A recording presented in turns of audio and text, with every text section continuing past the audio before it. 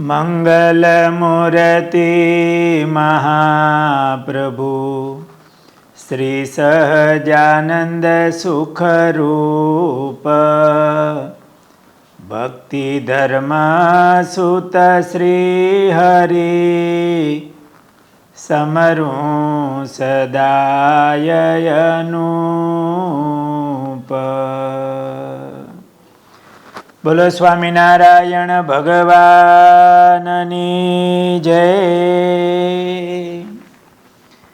વાલા ભક્તજનો, જય સ્વામિનારાયણ.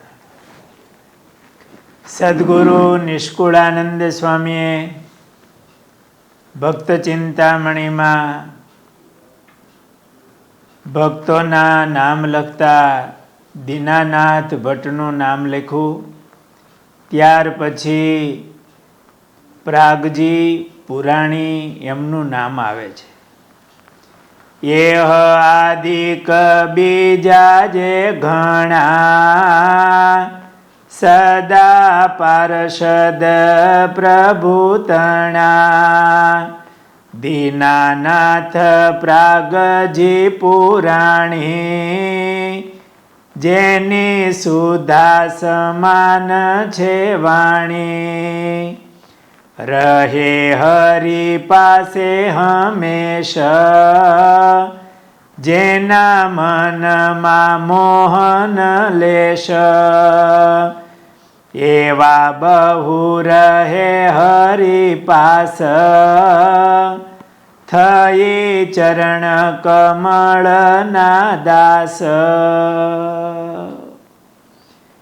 નિષ્કુળાનંદ સ્વામીએ એવું લખ્યું કે મહારાજની પાસે આ ભક્તો રહેતા હતા જેનામાં મોહ નહોતો, જેના મનમાં મોહ ન લેશ. શ્રીજી મહારાજના દર્શન અને એના સંબંધથી એ ભક્તો નિર્મોહી થયા હતા. મહારાજના ચરણકમળના દાસ થઈ અને રહેતા હતા. એ પ્રાગજી પુરાણી સત્સંગમાં બે નામ તરીકે ઓળખાય છે, પ્રાગજી દવે, પ્રાગજી પુરાણી. એ મહારાજની પાસે સતત કથા કરતા એટલે એમને સૌ પુરાણી કહેતા, પ્રાગજી પુરાણી. આમ એમની સરનેમ દવે હતી, પ્રાગજી દવે. એ કચ્છના તેરા ગામના હતા. બે ભાઈઓ હતા, એક ભાણજીભાઈ અને પ્રાગજીભાઈ. બંને ભાઈઓ પરણેલા હતા. જૂના સમયમાં નાની ઉંમરમાં લગ્ન પ્રસંગો થઈ જતા. શ્રીજી મહારાજ એકવાર તેરા ગામ પધાર્યા. સત્સંગના પ્રારંભમાં મહારાજે કચ્છમાં વિચરણ કરેલું છે. સાધુ વેશમાં જ મહારાજ વિચરણ કરતા. રામાનંદ સ્વામી વખતનો સત્સંગ હતો. કચ્છમાં તેરા, કાળા તળાવ એ કચ્છના છેડે આવ્યા ગામ, પણ ત્યાં સુથાર ભક્તોનો સત્સંગ હતો. રામાનંદ સ્વામી વારે વારે પધારતા. એ પ્રેમી ભક્ત હતા.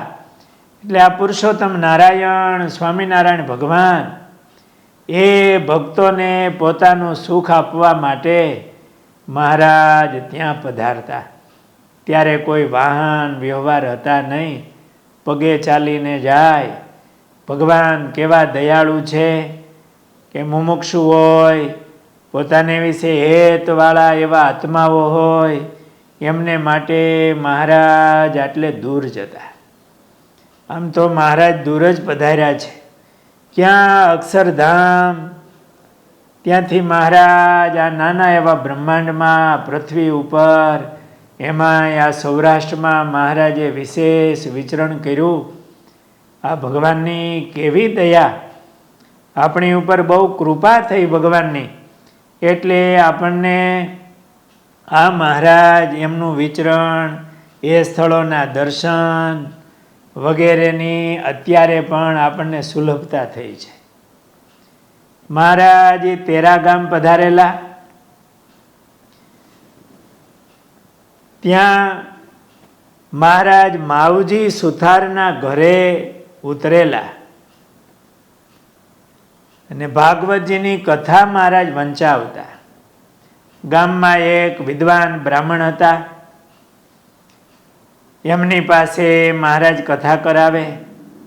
દરરોજ ભૂદેવ સમયસર આવી જાય.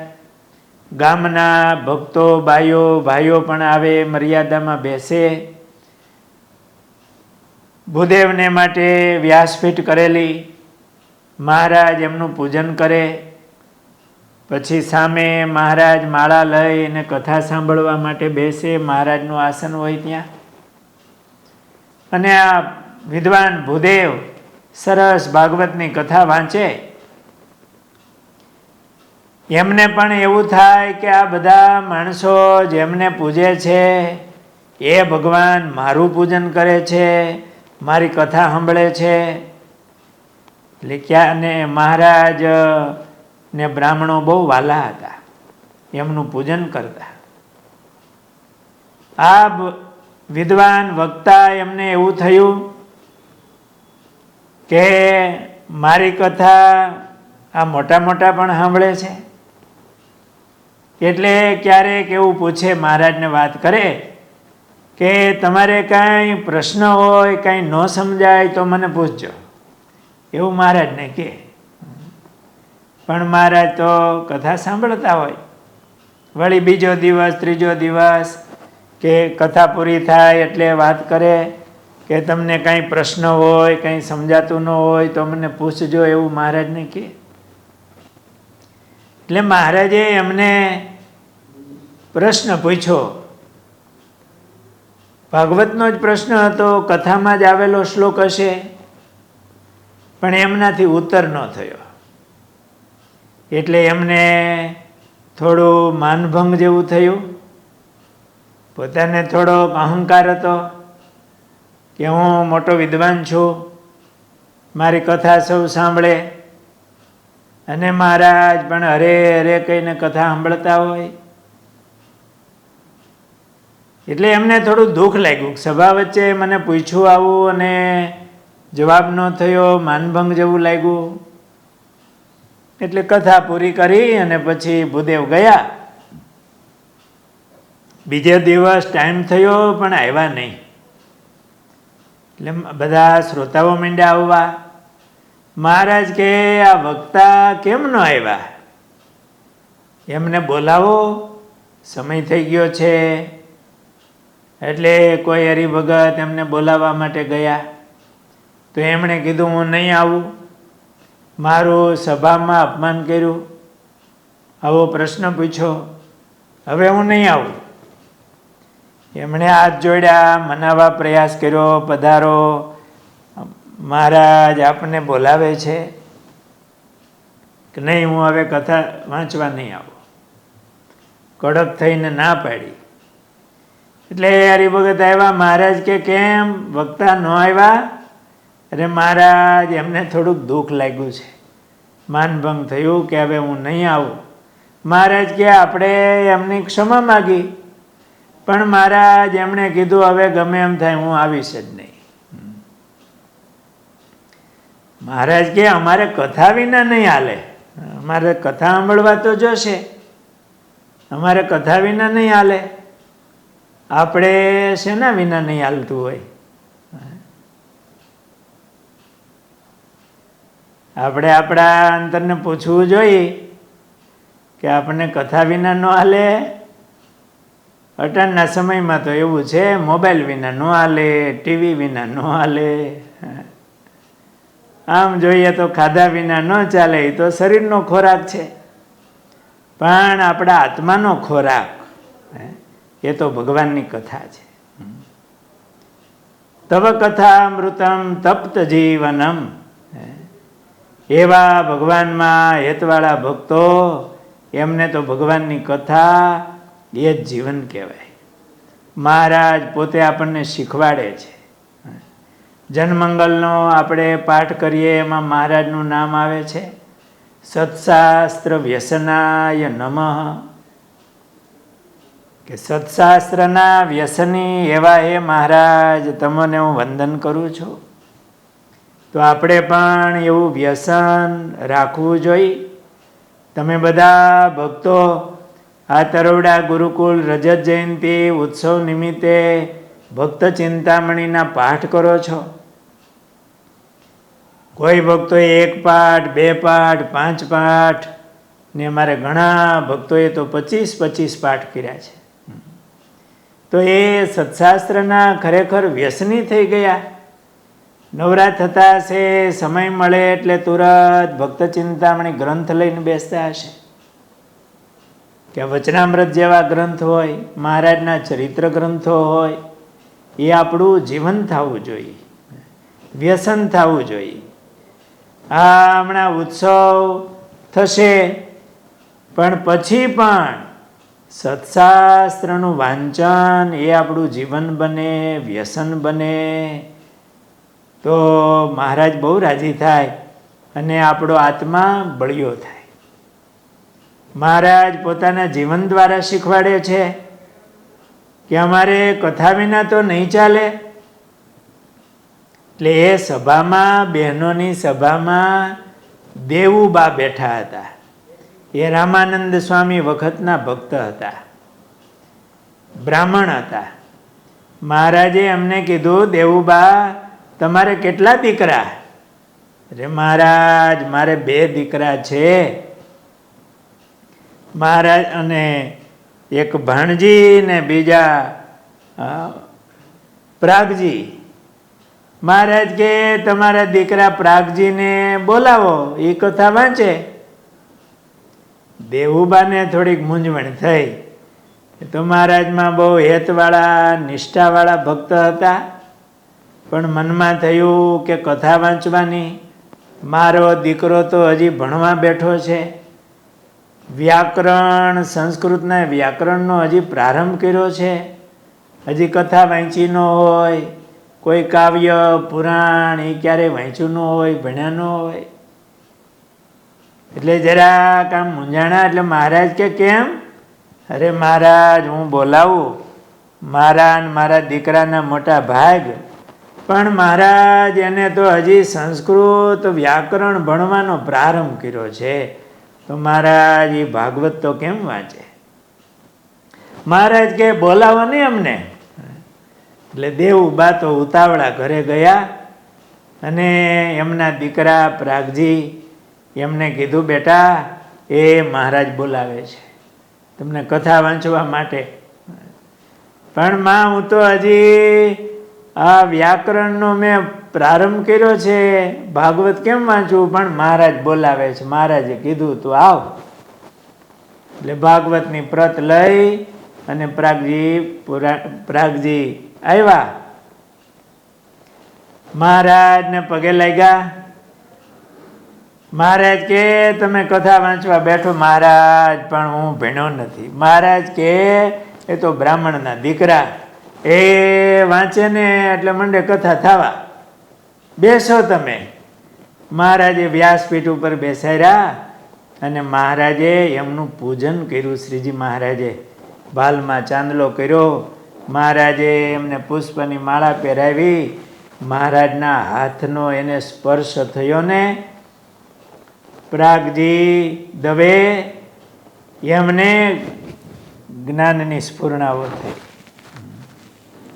જેમ ધ્રુવજીના ગાલે ભગવાને શંખ અડાડ્યો અને ધ્રુવજીને આમ એવી સુંદર સ્તુતિ ધ્રુવજીએ કરી છે, એમ સર્વના કારણ એવા પરમાત્મા, જેમની જ્ઞાન શક્તિથી આપને સર્વને આ સ્મૃતિ થાય છે, એ સ્વયં પરમાત્મા હતા. મહારાજે આજ્ઞા કરી, એમણે સ્વીકારી. વ્યાસપીઠ ઉપર બેઠા, મહારાજનો સ્પર્શ થયો અને એમને જ્ઞાનની સ્ફુરણા થઈ. મંગલાચરણ કરી અને ભાગવતજીનો પ્રારંભ કર્યો. જૂના સમયમાં કથા થતી ને, એ કાંઈ અત્યારની જેમ ભણ્યા ન હોય તો એ કથાકાર થઈ જાય, થોડો કંઠ હોવો જોઈએ અને બે પ્રસંગો કહેતા આવડે એટલે કથા હાલે એવું નહોતું. એ તો શ્લોક સંસ્કૃત જ હોય અને ગુજરાતી ભાષાંતર ન હોય. શ્લોક બોલતો જવાનો અને એનું ભાષાંતર થતું જાય, કથા થતી જાય. એમ પ્રાગજી પુરાણી મીંડા કથા વાંચવા, શ્લોક ને ગુજરાતી આમ સરસ કથા થઈ. સાંભળનારા પણ બધા રાજી થઈ ગયા અને એમની માં પણ એટલા બધા રાજી થાય. અને કથા પૂરી થઈ એટલે મહારાજ કે, પ્રાગજી તમે તો કહેતા હતા કે મેં હજી ભણવાનો પ્રારંભ કર્યો, પણ તમે તો બહુ સરસ કથા વાંચો છો. પ્રાગજી દવે હાથ જોડ્યા, મહારાજ તમારી કૃપા. મુકમ કરોતિ વાચાલમ પંગુમ લંઘયતે ગિરિમ યત કૃપા તમહમ વંદે પરમાનંદ માધવમ. આવી રીતે પ્રાગજી પુરાણીએ, એટલે પ્રાગજી દવે પછી તો એ પુરાણી કહેવાના, પણ આખી ભાગવતની કથા મહારાજને સંભળાવી. મહારાજ એમની ઉપર બહુ પ્રસન્ન થયા. આવી રીતે જ્ઞાન શક્તિના આપનારા એ મહારાજ છે. વાલા ભક્તજનો, એ પુરુષોત્તમ નારાયણ આપણને ખબર નથી. આપણે સુસુપ્તિમાં જઈએ છીએ ત્યારે બધું ભૂલાઈ જાય છે, પણ જ્યારે જાગ્રતમાં આવીએ ત્યારે ભગવાન આપણને જ્ઞાન આપે છે, પાછી બધી સ્મૃતિ કરાવે છે. એ જ્ઞાન શક્તિ છે ભગવાનની. આપણે અત્યારના સમયમાં પણ વચનામૃત વાંચીએ, ભક્ત ચિંતામણીના પાઠ કરતા હોઈએ તો એ ગ્રંથો કોઈ સામાન્ય નથી. એ ભગવાનના સ્વરૂપ છે. એમના પ્રત્યે આપણને ભક્તિ હોવી જોઈએ. વચનામૃત એ ભગવાનનું સ્વરૂપ છે. આપણે એવા ભાવથી મહારાજ જ આપણને વાત કરે છે, એ ગ્રંથ પ્રત્યેની ભક્તિ હોય. એવી રીતે ભક્ત ચિંતામણી પણ ભગવાનનું સ્વરૂપ છે. એમના પ્રત્યેની આપણને ભક્તિ હોય તો એ ગ્રંથો એ આપણને જ્ઞાન આપે છે. આપણને એ દિવ્ય જ્ઞાનની પ્રાપ્તિ થાય, ભગવાનના સ્વરૂપની ઓળખાણ થાય. એટલે બુદ્ધિ તો ભેગી રાખીએ જ, સમજણપૂર્વક સમજવા પ્રયાસ કરીએ, પણ એમના પ્રત્યેની ભક્તિ હોય તો ભગવાન ક્યારેક આપણને એવી લાઇટ કરે, પ્રકાશ થઈ જાય અને ભગવાનનું આપણને જ્ઞાન થઈ જાય. આ મહારાજ જ્ઞાન શક્તિના આપનારા છે. આવી રીતે પ્રાગજી દવે એમની ઉપર મહારાજે કૃપા કરી. એટલું ભણ્યા નહોતા છતાંય સરસ મજાની કથા કરવા માંડ્યા. આગળના પ્રસંગો આપણે આવતીકાલે લેશું.